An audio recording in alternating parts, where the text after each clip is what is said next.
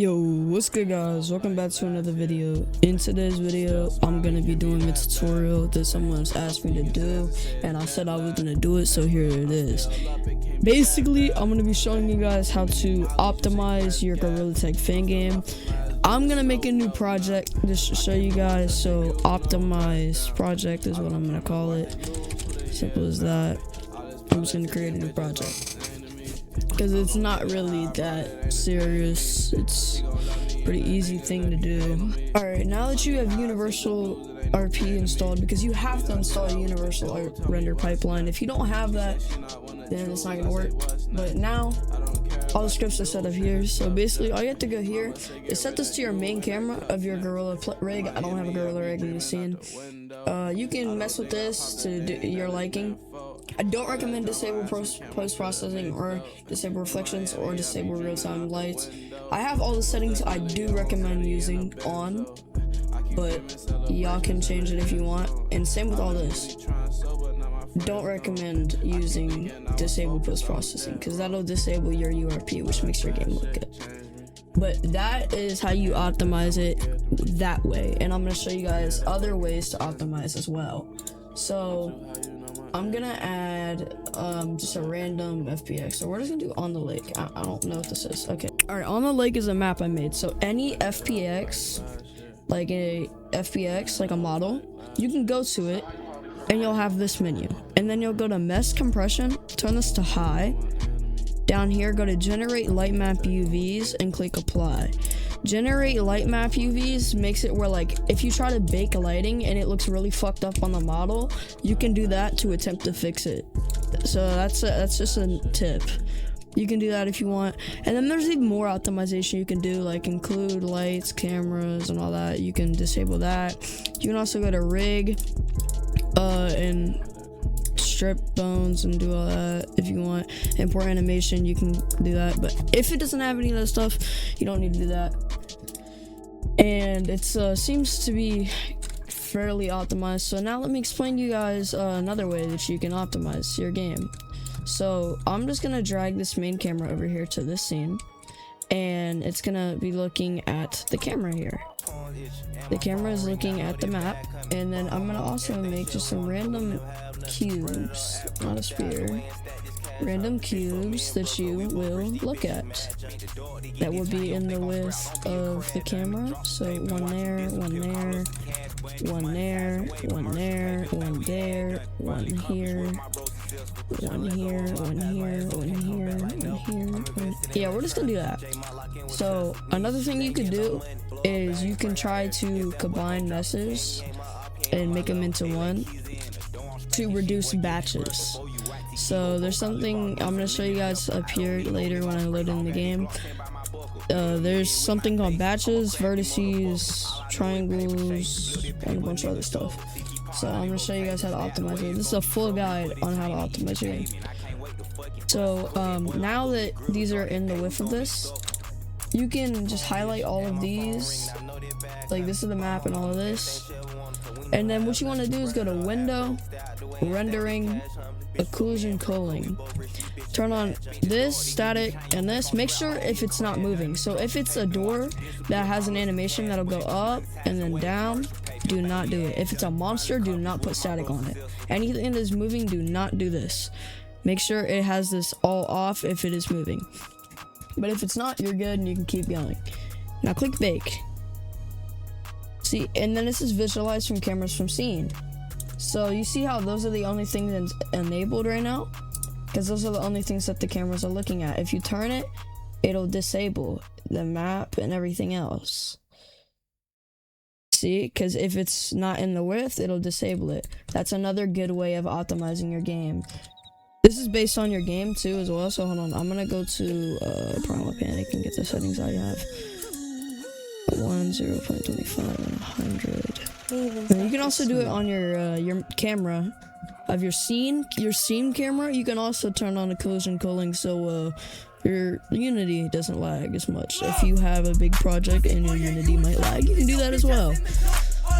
Just keep in mind, if you have this settings messed up, there might be, like, you go up to something and it's in your range, if you're able to see it, but it randomly just disappears, that's just because you have to tamper with these settings and do it again. That's how you do occlusion culling and visualize cameras from scene main camera.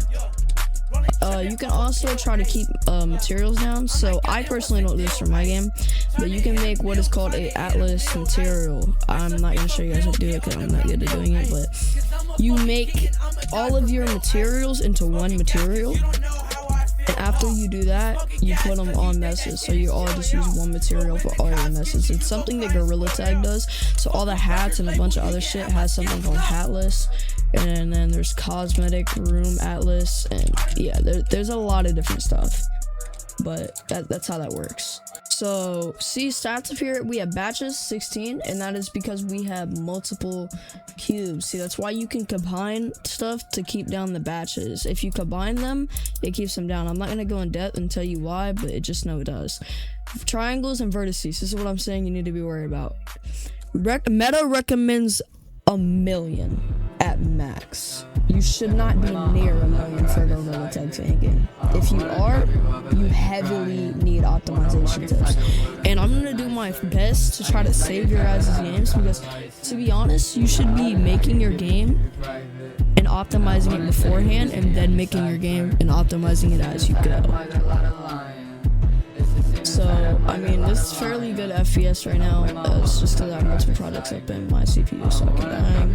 But I'm going to show you guys, because when you move around in like an actual game, I'm going to show you. So, there's everything there. So, if you really have high vertices and stuff, so the best thing you can do, say this is like a 1 million map vertice map, right? The best thing you can do is delete it.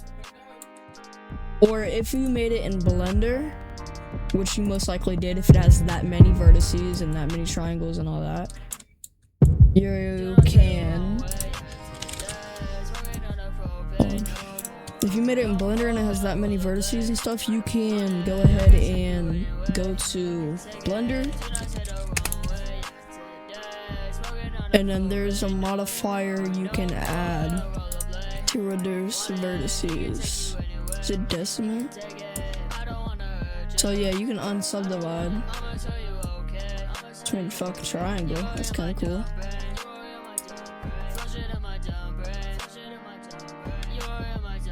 Pretty sure it's decimate, but yeah, it lowers everything like that. It might make your model a lot shitty looking, but it's good for optimization. Try your best not to like see, because I see a bunch of people that like do this, so I'm gonna go back to Blender and show you guys. This is not the best way to model. So you make one thing and have a bunch of these small things, because these are not good. These are gonna cause lag. So if you go up here and go to statistics, look at how many triangles and edges I created just on this, when I could honestly undo all that, and I could just go.